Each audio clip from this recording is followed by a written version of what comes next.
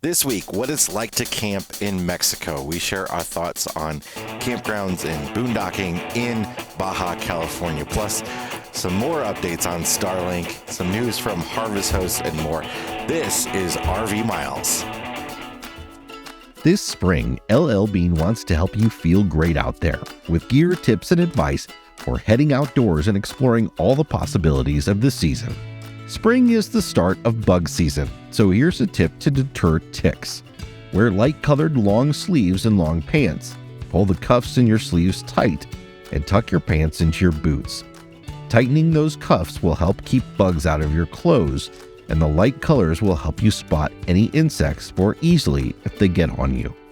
For more fun ideas, easy how-tos, and inspiring stories, visit llbean.com/guide.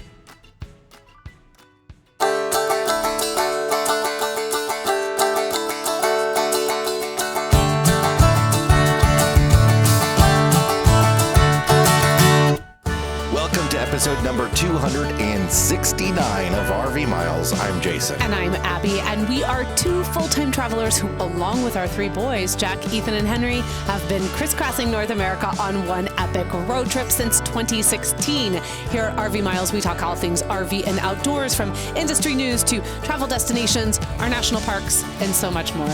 We're changing things up a bit here. It's been a couple weeks. We've been away for a couple weeks. Due to mainly trying to shuffle things around here in California due to all the rain and flooding that's happening. Our travel plans are just kind of all over the place. Also, there are prop planes flying overhead, so hopefully they don't interrupt too much of what we're doing here. It's like California does not in any way whatsoever want us to record a podcast. But you know, we've been doing these news roundup videos for a long time now, and I've been trying to put the audio of them in the podcast feed, and to some success at some points. And when you're reminded, you put them in there. But an issue we've had is that the YouTube algorithm just does not like the roundup format, right? So if we make the thumbnail and title about a certain story, other people aren't getting the other stories, if they weren't interested in that first story. So say it was a story about Ford trucks and somebody is a motorhome driver and they don't care about trucks at all, they might not have clicked on that news roundup and missed some other stories that might have been interesting to them. So we're trying to figure out a way to navigate that. And what we're going to do, and what we have already started doing, is putting out just short stories as individual videos. So, 2-minute long updates on individual stories. And we're just going to see how that works. And what that allows us to do is to go back to talking about the news a bit on the actual podcast. So I know a lot of you that listen to the podcast, only listen to the podcast. You don't go to YouTube and watch all the YouTube videos. A lot of you are just podcast listeners. And some of you have also said that you've missed out on having that news. Sorry, we just got a flood watch notification on my phone. So Great. There you go. I didn't know we were getting rain today, but okay. We'll talk about that in the Fresh Tank, Black Tank.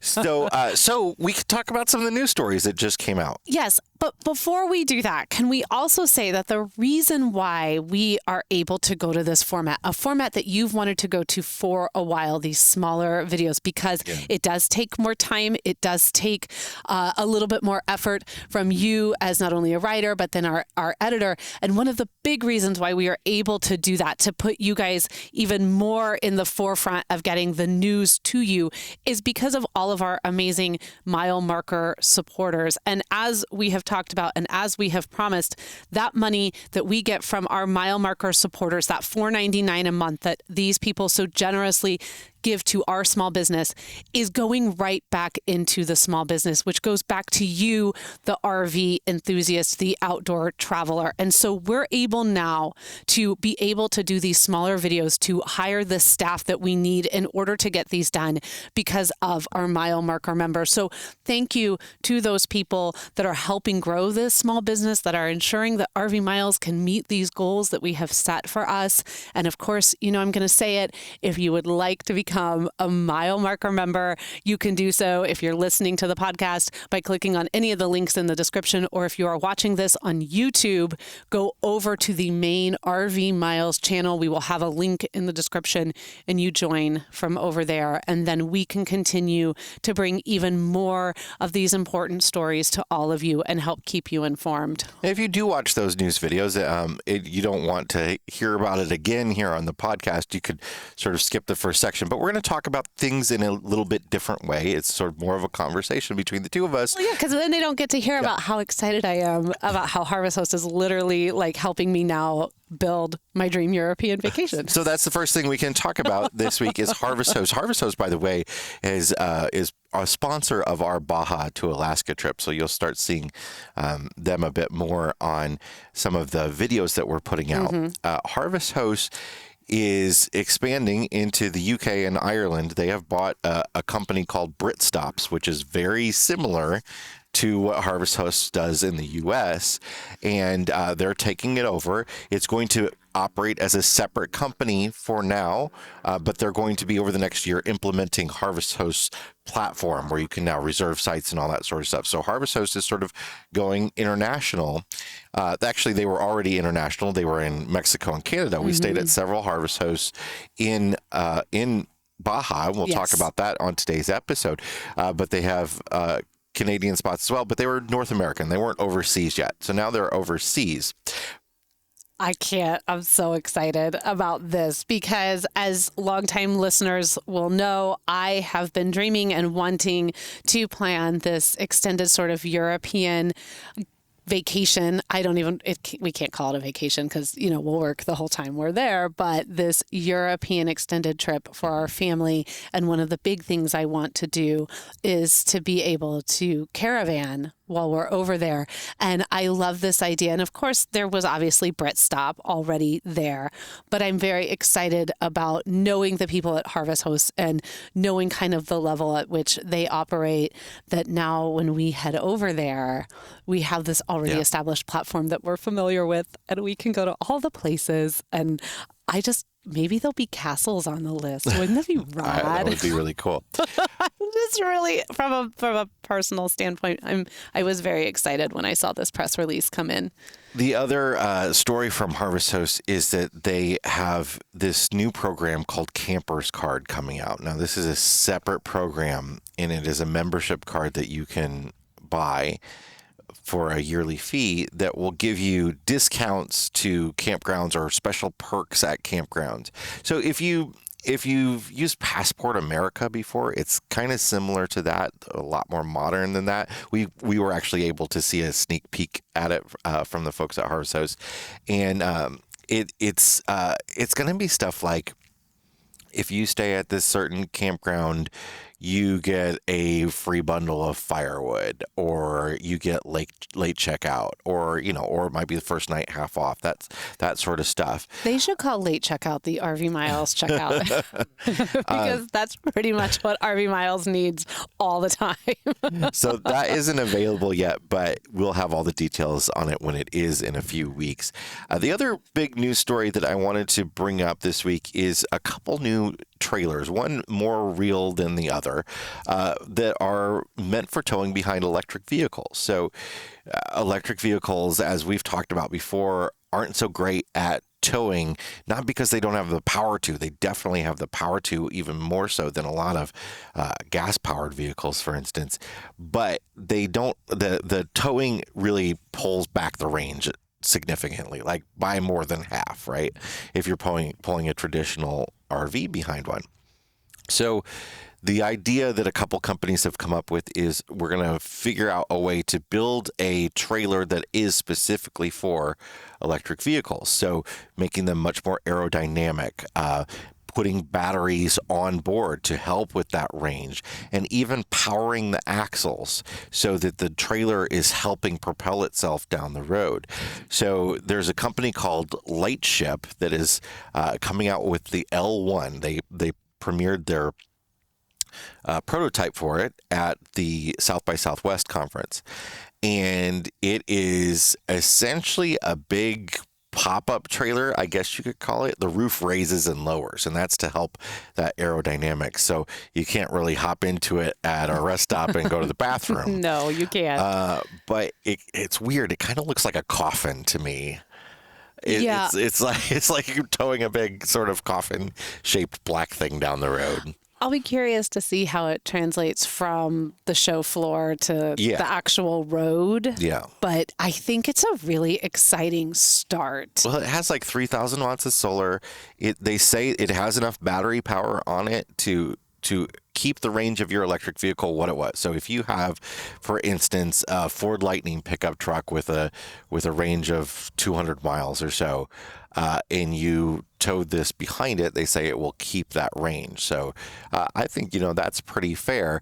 However, if you think about that, if you wanted to have like a 400-mile travel day, so the idea would be that you'd stop for lunch and charge up your tow vehicle, right? And that's totally doable. But the problem is now you've got to also charge that trailer. So you're looking at double the towing, double the charging time then too. Yeah. And right now, we don't really, off the top of my head, I can't think of anywhere where you could pull in someplace and get that done while you're having lunch. The challenge with charging an electric vehicle that you're towing, when you're towing, is that most of the chargers are meant for you to just pull straight into like a regular parking spot. You can't pull into the Trader Joe's and just go over to the Tesla charging port and plug right in. Yeah.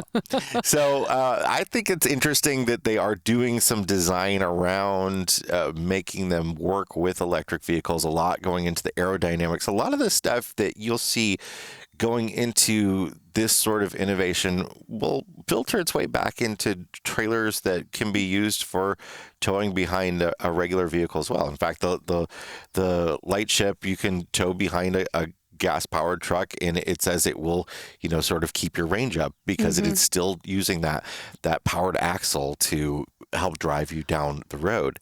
And then also, in addition to the light ship, Airstream has come out with a collaboration with Porsche that is a similar sort of concept, but also at the South by Southwest conference. However, this one is like a quarter-size scale model. It's actually not been made yet. You have to start somewhere. Every big idea has to start small first. It looks a lot less like a coffin, I will say. The design, the Porsche design firm definitely did a lot better job with the look of it, I think. But it does similar stuff. It has a roof that raises and lowers, and it has a suspension that raises and lowers, so you can get that vehicle close to the road when you're traveling to reduce drag. But then when you're off-road or you're in rough campground areas, you can raise that suspension up to allow it to be able to maneuver over the road a little bit more. I think our children and grandchildren are going to be a part of something pretty amazing over these next 60, 70, even 100 years when it comes to the complete and total shift in where we drive, how we drive, and what we're driving. Yeah. Well, we have one more we have one more big news story that we'll talk about in the Fresh Tank Black Tank segment, but let's take a break. And when we come back, we will talk about camping in Baja California. We'll be right back. Chances are you've seen them on the road. That's because Blue Ox designs and manufactures the best towing products in the industry. Just look around, you'll find them on highways and campgrounds and anywhere you find people traveling in the great outdoors. Award-winning tow bars, base plates, and brakes, a full line of weight distributing hitches, adjustable ball mounts, and a new line of fifth wheel hitches. With Blue Ox, towing doesn't have to be a drag. To learn more about how Blue Ox can make your travel adventures even more stress-free, visit blueox.com. This episode is supported by ParkWolf, the ultimate app for visiting U.S. national parks. With ParkWolf, you can view upcoming places and amenities as you drive through the park, locate the nearest gas, food, bathrooms, and pullover points. ParkWolf's wildlife maps show you the best times and places to see or avoid wildlife. along with a feed of the latest wildlife sighting photos from the parks. Park Wolf even makes it possible for you to view your live location and direction on official park maps while staying up to date on current NPS alerts and advisories. Park Wolf keeps working even if you lose service.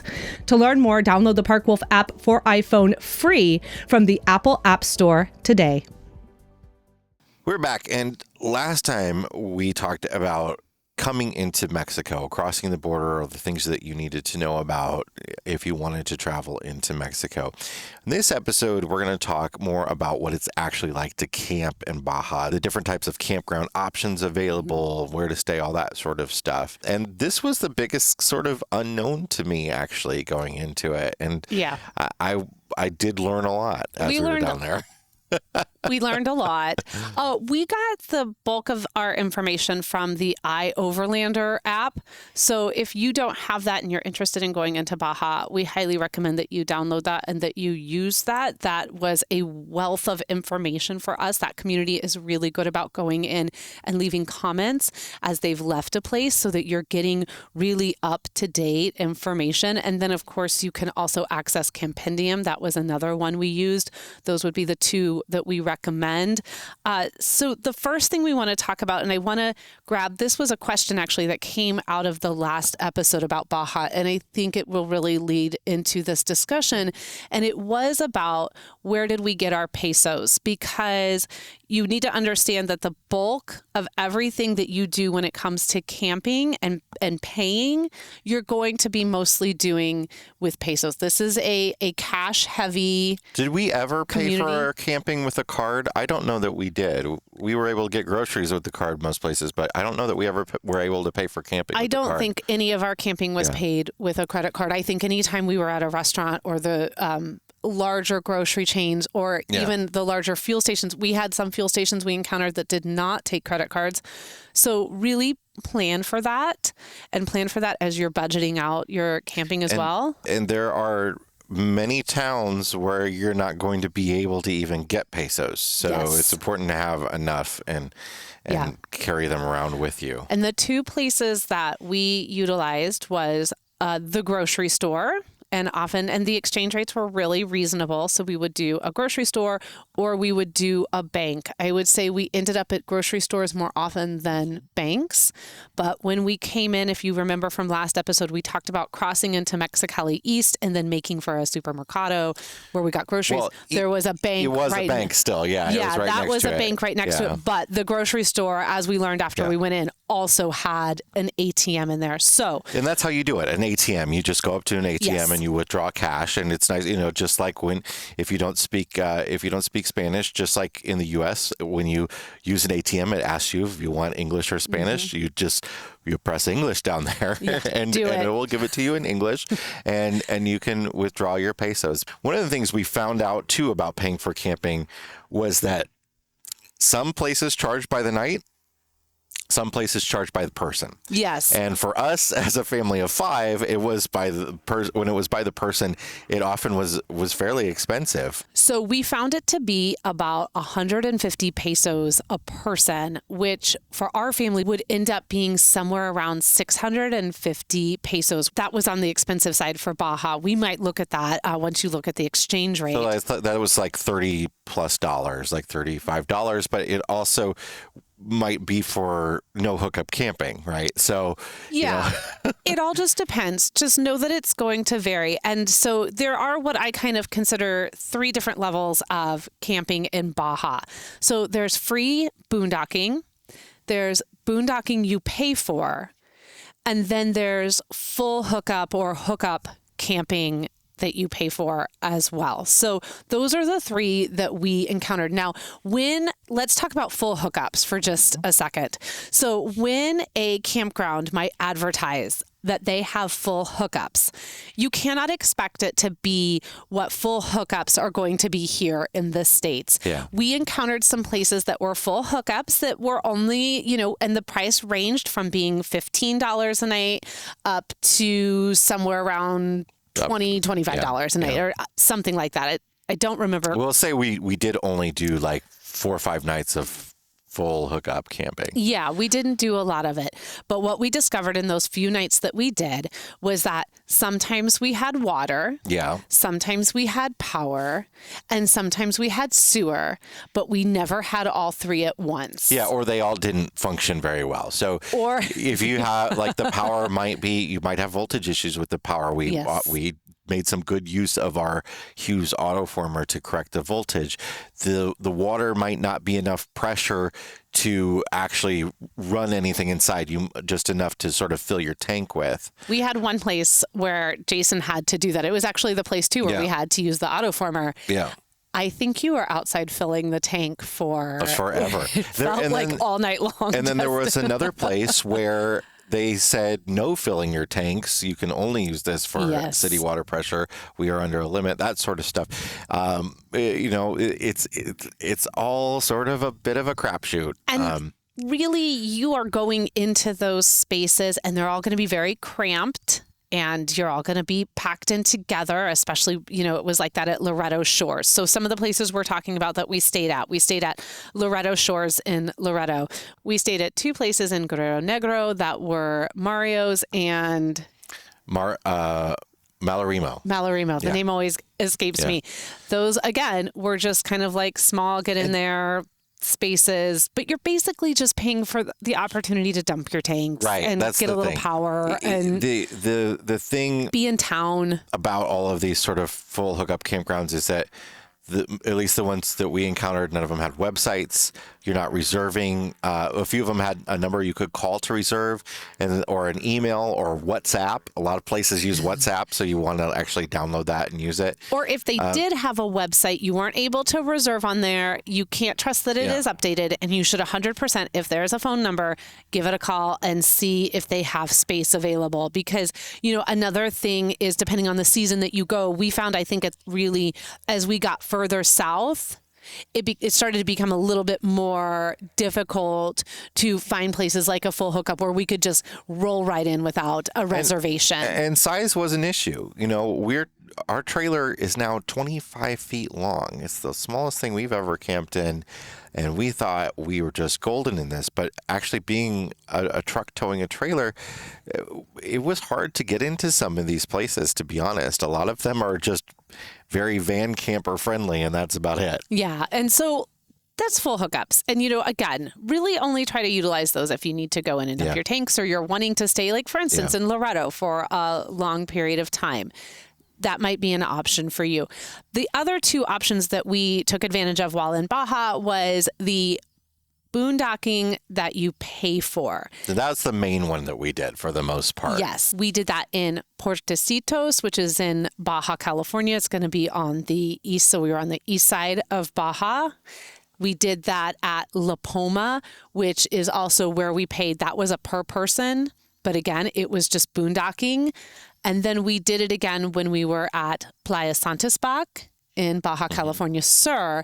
And that, again, was paying for essentially camping on the beach and for the operations that are provided there. Like, so trash, maybe. Well, they all had trash available. They all had some sort of water. One had free water. The others had sort of people delivering water for a fee. A couple of them had a dump station for a fee or not. So you want to know like what they have, and that's where iOverlander definitely comes into play. But it's essentially boondocking on the beach, but then you can pull your RV over to a dump station if you want to, or the truck that comes by to fill water, you can have them fill your water. Yeah, so if you end up at a place where you're boondocking for free or you're boondocking at a cost and they don't have dump stations on site, that's when you're going to want to utilize something like Jason was just talking about, iOverlander. Go in there, find out where your nearest dump station is. You should find out in there if it's going to be something that you can use for free or if there's going to be a cost. We did use the dump station at Pete's Camp, which was in between Puertecitos and La Poma in Baja California. It did say, however, on iOverlander, the last person had reported it as being free. However, when we arrived, we were asked for 200 pesos. So about $10. $10, which is expensive for a dump station that has no water. That has no water. And you can expect that most dump stations are not going to have water for flushing your tanks. Yes. So water is very, very precious there. And you're going to learn really, really quick how to minimize your water usage. And then also you're just going to have to be kind of comfortable with maybe not flushing your tanks out as much as you would like to. So we want to talk finally about the last little bit of boondocking that we did, and that's the free boondocking. And we did that in La Paz at Playa El Tecolote, which is this massive, beautiful beach on the outskirts of La Paz, which is a main city in Baja. And this seems to be a bit of a hub. This is a really popular spot, much like Santispac, which we talked about a moment ago, is also incredibly busy and popular. There is the possibility, again, because you cannot make reservations either to the pay to boondock or the free to boondock, no reservations. You may not get a spot. Mm-hmm. It's a very real possibility depending on the time of year that you are down there. Or you may not get an ideal spot. You may not get a spot like on the actual water, and you have to sort of camp away from the water. And we had to do that in Tecolote. We did not have a spot right up on the water. We were a row back, but actually it ended up being really, really nice for us and for our setup with our friends because we got a little bit of a wind buffer as well from all of the RVs that were right up on the beach camping, because it has been incredibly windy. At least it was for us when we were in Baja. And we got a little bit of a buffer from all of those RVs. And then it was also nice to be a little bit removed because everyone wants to camp on the beach. So everyone gets in really, really close to one another. And we were able to kind of go a row back, take a little bit more space and spread out. And that made for a really nice week in Tecolote. There was no dump station there. In fact, we found La Paz to be kind of difficult to navigate in that respect. So we ended up just getting out of there. Even like grocery shopping was hard to do. It's a big city, 250,000 people, but it was hard to drive through to get to the beach. Yeah. I mean, we were driving our RVs, truck and trailer, down through some pretty tight streets. Yeah. Going through town and just getting the necessities. It was a long drive into town, and it was a challenge. Even when we kind of expected to be a place where we could restock and stuff, and it was actually the hardest place for that. But like a lot of beach camping in Baja, there were some restaurants on site, and there were a few vendors that came through. So Tecolote, where you can do free beach camping. Playa Santispac, where it is about $10 a night, 200 pesos to camp there. And then also in La Poma, all of those three have restaurants on site, restaurants and bars. So you can go, you can get some food there, you can get some drinks there. In fact, Tecolote had numerous bars and restaurants. Playa Santispac they had two. And then La Poma just has the one on site as well. These are awesome. This is one of my favorite things about camping on the beach in Baja is that you can walk over at happy hour, get in Playa Santispac, a margarita was $5. Yeah. They were delicious. You just walk over. You can even bring your own mug over there. They'll fill it for you. And you come back and you sit in your campsite. You sit there on the beach and you have this really beautiful sort of happy hour experience. But you can also go get some food without having to travel too far into town. We could go out and have a nice dinner and hang out. And we didn't have to take, like in La Paz, we didn't have to take the half hour to 40-minute drive to get into town to do that. We didn't have to try to find parking with the trucks. We didn't have to navigate any of that. We had it right there on site. And then especially in Playa Santispac, the vendors, and we talked about this, I know that the vendors that just come up and down in the mornings and in the afternoons can also provide you with a lot of things that you need to also offset having to try and go into town or try to find a grocery store. There is one other type of free camping that we did, and that was Harvest Hosts. And there are actually a decent number of Harvest Host stops in Baja. And it's free if you're a member. Yeah, it's not free like Tecolote. But what's nice is you do sort of get the reserved confirmation from them, so you have a spot. And we did that twice. There were definitely more options down there, but we did 3. We did it 3 times. We went back to the same place twice on our way back. So that was really a great option. But overall, I think the thing to know about Baja and camping down there is everything's very remote. It's like camping in Montana. Everything's really sort of spread out long distances to lots of things. However, you're camping very close to people. It's all everywhere we camped, because you're camping on the beach generally, or in these little towns and these little campgrounds. It is all very tight. So if you're people that like to sort of boondock to get away from people, that's not what this experience is. It's more of at least not where we stayed. Yeah. And, I want to mention to the 2 harvest hosts that we stayed at the Chateau San Felipe, which is in San Felipe, and it was a winery. We did that on our way, like we talked about crossing after we crossed into Baja. That was our stop for the night. And then we used that as our staging stop for our way out of Baja as well. The other one that even if you don't stay at it, you should still go and visit it if you end up staying at the Playa Santispac, is the Mulegé Brewery. That place is awesome. Yeah, it was some of the best food we had, and it's really it's a very Americanized place. Yeah. We all had burgers. Yeah. And it was great. And what ended up happening too, and this is how much we loved Playa Santispac, is that we had Mulegé booked as we were heading north to leave Baja. We were using it as an overnight to continue on. And as we were driving to it, we had to pass Playa Santispac and a few other campos there. And I just remember all of us being like, oh my gosh, we love it. We love it. We love it.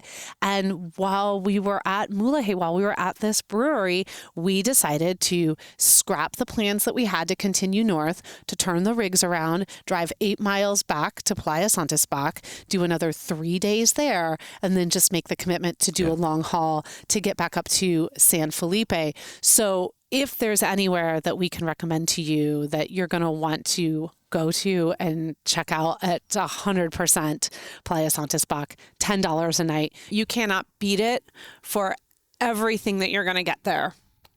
All right, that's our coverage of camping in Baja. When we come back, we're going to have our Fresh Tank, Black Tank segment, but next week we're going to talk about the things that we did in Baja besides camping and what we loved the most and what we didn't, and to give you an idea of the things that you can do when you're in Baja. Yeah, that's going to wrap up our Baja too. But if you have any questions about what we just talked about, or if you feel like we left something out about camping and you would really like to know, please ask us. Please go into the RV Miles Facebook group and ask that question, or you can email us at editor@rvmiles.com, or just you can ask it anywhere across the interwebs. If you're on the YouTube version of this video, you can find it there. Absolutely. Leave it down in the comments, and then we will do our best to grab it on next week's episode and address that for you. Okay, we'll be right back. Be right back. On every road trip, there are moments you wish could last forever. Your kids running into the ocean for the first time, that perfect campsite with views that amaze and surprise, a hike through Sarah's Crack, moments you spend time planning and you wish would never end. But like all good adventures, they do. But you know what doesn't have to end? Your Road Pass Pro membership you used to plan that memory-making vacation. Grab your Road Pass Pro membership today and lock in the $49.99 price for life. Featuring some of our favorite trip planning sites like Campendium and Road Trippers and the Togo app for checklists, Road Pass Pro will help you create an amazing RV adventure. Save $10 off your first year with code RVMiles10X and lock in the renewal rate of $49.99 for life. Road Pass Pro is going up in the new year, so if you've been on the fence, now is the time to join and save. Just click the link in the description and use code RVMiles10X to save $10 off your first year of Road Pass Pro. There are dozens of RV tank treatments on the market, but what do they actually do other than just cover up the smell?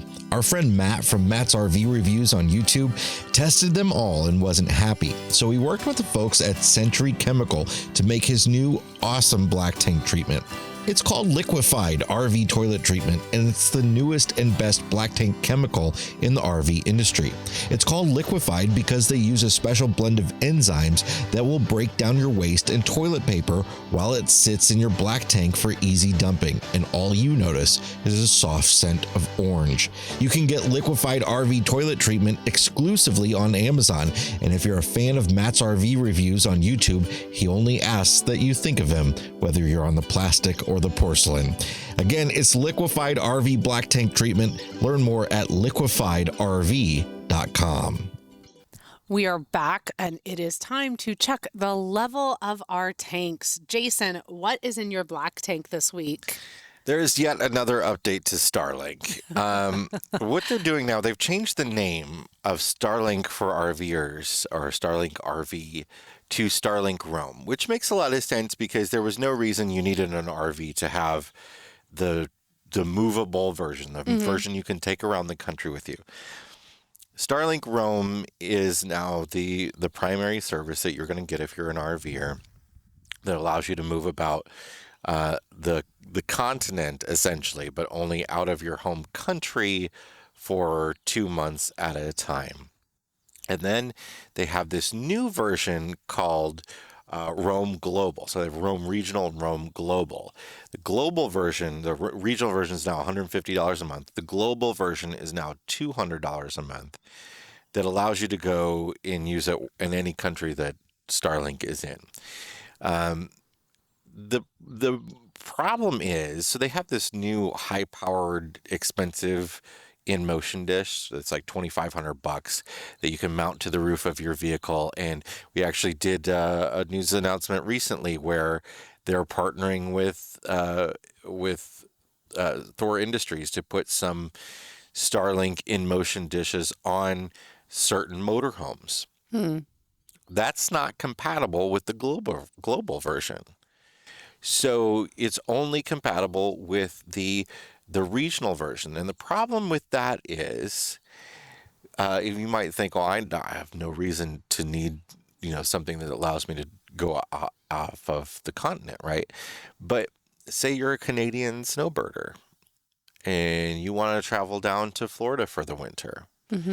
Right now, the terms of service were limited to 2 months of doing that, but they haven't been enforcing it. So now you can't do that unless you have the global service. So they want you to pay a little bit more money, but you also can't do it if you have that expensive in-motion dish. And then we talked about recently, they got rid of the portability option for folks that have the home version. So now you have to, if you want to be an RVer and travel for a certain amount of time out of the year, you've got to have the home version and the travel version. So there's just a lot of weird choices being made over at Starlink that are frustrating to a lot of people right now. And it's unfortunate because they're the only name in the game right now. And there's really nothing we can do about it. But when's Amazon getting in on this? They're working on it. When's Amazon I don't know Net when it's coming? going to be a while. Or Amazon Planet, I don't know, whatever they want to name it. When is that coming? Also, when they're sitting in the room and they're talking about these plans, is there no one in the room who travels outside a 25-mile radius of their home? Yeah. Because it really seems like everyone making a decision that this is beyond just a money grab. That's been the biggest feedback on all this. It's just a money grab. This just smacks of people who that literally just go from it's just dumb choices. Yeah. house to the office, house to the office. Well, house to the exactly. office. And I actually think there are ways that they could make more money if they really thought about it. Like removing that portability option was stupid. Why not just charge more for it? Yeah. Getting rid of it altogether makes no sense at all. I don't know how you can build something that can be mounted on an RV and partner with Thor and then still be like, but you can't but you can't use it if you're going to go out of the country. Yeah, you're going to need to stay in a 500-mile radius of your home base. And the dishes, they lose money on the dishes. So they cost more to manufacture than they sell them for. So the fact that somebody that wants to have a home version and have an RV version has to buy two instead of being able to use the same dish dumb. as they move makes no financial sense for them. Also, am I going to see a $2,500 jump in the cost of my Thor motorhome. Yes. Because you've now put Sure. Dishy on there. Yes. Okay. Hard pass. There is also apparently a patent has been filed for a smaller Starlink dish that's about half the size. It's actually about the size of your MacBook Air there, folded up. About the size, a little bit bigger than a sheet of paper that they're working on. And that would be interesting to see what happens. But how about they just improve what they have right now, and then we can talk about some other things. We talk about new stuff. Yeah, so maybe. that's my black tank. What's in your fresh tank this week? My fresh tank is X-chocks, the real ones from BAL or BAL is the brand that we finally broke down and bought. Mm-hmm. We have only took us moving into a 25-foot travel trailer to make it happen. We've never had X-chocks. We have had the Camco yellow plastic hand crank don't hate on those. fake version. Don't hate on those. They did were do fine. no. I'm not hating on them. Okay, they did work were okay. fine. But I get it. I get it now. we've put the metal X-chocks in, and they really do eliminate that sort of front to back movement of the axles. Can you imagine not what the they left would've- to right, just the front to back. Can you imagine what they would have done for us in the Sabre? It would have been great, and It we should have had them, but would've been we didn't. I caution you, though, that do not. I have to every time they come up, I have to mention that it's really dumb that they're called chocks. They are not actually wheel chocks because you cannot use them as wheel chocks. You have to use actual wheel chocks on the ground.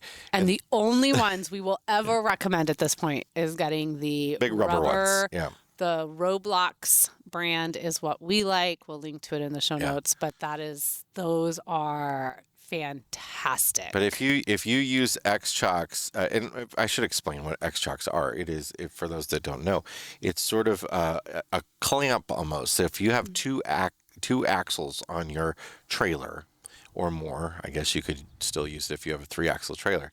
But it won't work with a single axle. But it goes between two tires. And it's sort of like an X-shaped device that you use a wrench and it spreads itself out and holds those two axles firm.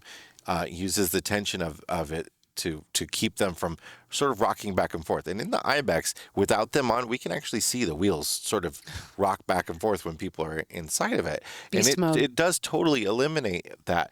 The reason you can't use them as actual wheel chocks, and it says right in the instructions, to not use them as your sole wheel chock. It's because the main reason is that you have to install them and remove them after you have the trailer leveled and set up. Because if you try to put the tongue jack down, for instance, while those are in there, it will just clamp them in there tighter, or the opposite, it will loose them up and they will come undone. You can damage your tires that way, you can damage the chocks that way, and your trailer can roll away that way. So it's really important that you use actual chocks. Yeah, you need a cornucopia of chocking things. devices. Yes, exactly. All right, what's in your black tank this week, my dear? Well, you know what? Black tank this week, my darling, is going towards the weather because here we go again, right? We alluded to this a little bit at the top of the show, but y'all, I've never heard the words atmospheric river so many times in my life as I have over the last 2 months. Yeah. In fact, I may not have ever heard it at all. No, I don't know that I had. And it seems like that is all that's happening in California right now. So we came back into Baja, and even down in Baja, we were experiencing some of the outer rim effects of everything that had been going on up in the It was States. windy and cool. Windy and much cooler. And the same when we got into San Diego, much cooler than it should be this time of year. Some of the locals were telling us somewhere around like 10 degrees cooler than normal. This rain, though, while I understand it to be a very welcomed blessing for the state, They didn't want it all at once. nobody wants it all at once. It's just that the infrastructure is not built for it. There are levees breaking everywhere. There's, as we were recording this, Jason's phone dinged. We're under a flash flood watch now until tomorrow afternoon, or I'm sorry, Wednesday. Today's Monday. Yeah, and to top it all off, there's there's this deep, deep snowpack in the mountains Yes. that is going to begin to thaw. So there's going to be lots of potential for mudslides and flooding rivers on our way up through California over the next month or so. And we've had to sort of change our plans. We have. So we're recording today from a campground in San Dimas. We were supposed to be in Pismo. The campground we are at is closed because it's completely flooded. We're looking at the next town that we're supposed to be going to. That may not be a possibility. We have to see what happens on Wednesday. And then we have to make a decision because Henry and I are supposed to fly out of San Jose next week. And if we end up not being able to go that way, then I've got to hopefully rebook us a different flight out of a different city to get us up to Chicago because we've got to be up there for a whole week. We can't not go. So there's all these moving pieces that are literally because it won't stop raining. Now, as RVers, there are headaches. We have to move around. We have to shift. We also know, though, that it pales in comparison to people who are dealing with a lot more damage just to their sticks and bricks homes they're from all of losing this. their houses. And Right. Their communities are just being torn up by all of this A lot rain. of these mountain communities have been snowed out, and people have not been even allowed access back into their homes. Yeah. So my brother works for U.S. Foods. He's one of the dispatches. He schedules all of the drivers, and he lives here in the L.A. area. He just schedules all the drivers that go around and make all of these deliveries. In fact, when we were at Universal on Saturday, he's like, these chicken tenders are brought to you by U.S. Foods.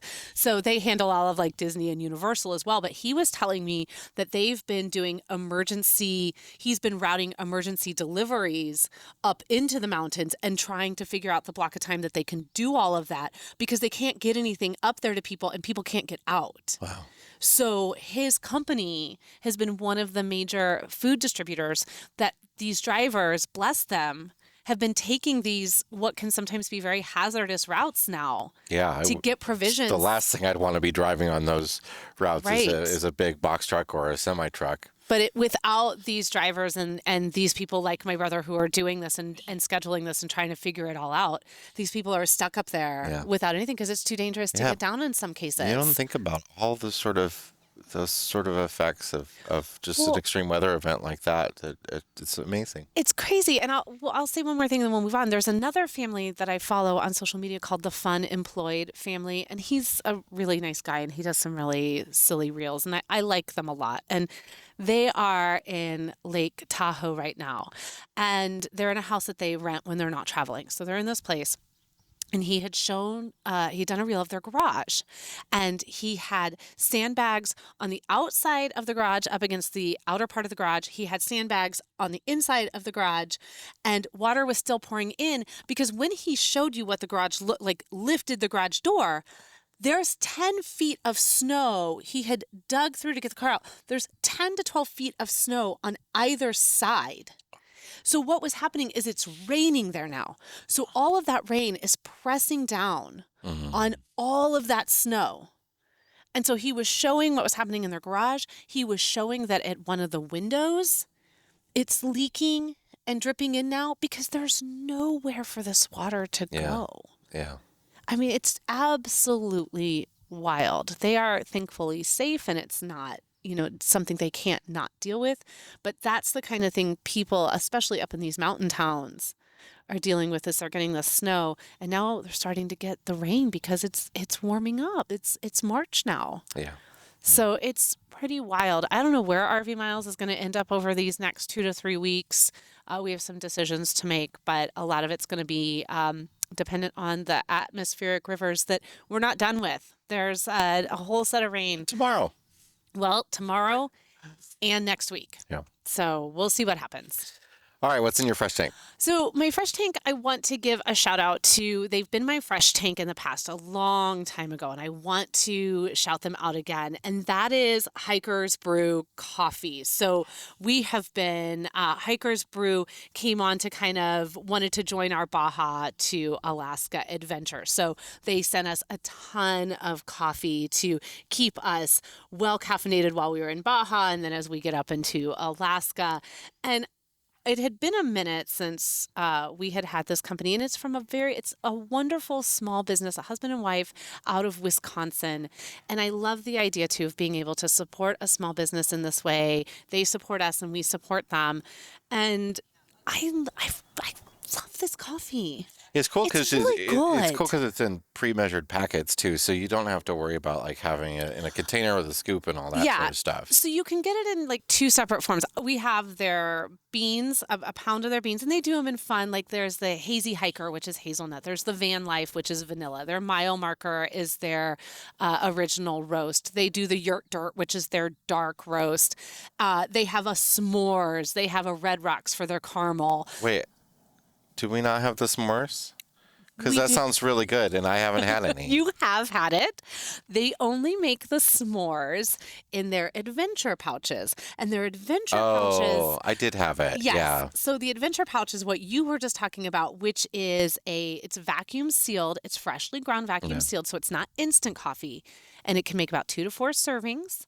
And then you can take these pouches, these adventure pouches, and you can have them in your backpack. Yeah. You can take them out into the wild with you. Or just to throw in your RV. Like if you're somebody that camps for 1 or Yeah. 2 weeks at a time, and you don't want to have like bring a whole container and and everything, you can just have these. Couple it with a French press from Brew Truck, and you're good to go. And I mean, I appreciate the adventure pouches because I am notorious. So I like to have whole bean, and I will grind it. I am notorious for forgetting to do that the night before. And then it's 6:30 in the morning in my little 25-foot trailer with everyone sound asleep. No, I don't do it. Or I try to like wrap it up around me. Yeah. Or I put a You don't towel hear around it. Yeah. Hoping no one will hear it. But these adventure pouches, they keep saving my butt because when I forget to do that, I have these backups that I can use. So they're a really great company. They're ethically sourced. Their beans are ethically sourced. I just really encourage you to go and support this small business. And we will link to them in the show notes. My favorite by far is the Hazy Hiker, which is their hazelnut coffee. And you should absolutely try it out. Not a sponsor. They don't pay to be on the show or anything. No, They're just good people. They're just good people that sent us coffee. And in turn, we wanted to pay it forward and let them know how much we appreciated that. And actually, we really like it a lot. Yeah. It's really good. All right, that's it for this week's episode of the RV Miles podcast. Yes, it is. We did it. We got through, even though there's literally a pollen. I could write my name in the pollen on this picnic table. I literally, I'm writing letters. No, it's crazy. Wow. There's so much pollen. So if you're watching this and it looks like every once in a while glitter comes through, it's just pollen. Don't worry about it. It's pollen. So thank you so much for sticking with us on this episode. If you are headed over to Amazon because you are going to do some camping season shopping, please consider taking us with you. It's amazon.com/shop/RV Miles, and anything you buy, Jeff Bezos will send us some money. If you would like to learn more about becoming a Mile Marker member and supporting our small business, we will link to all of that in the description for both the audio and video version. Until next week, friends, please stay safe, please stay dry, and keep logging those RV miles. Bye, everybody.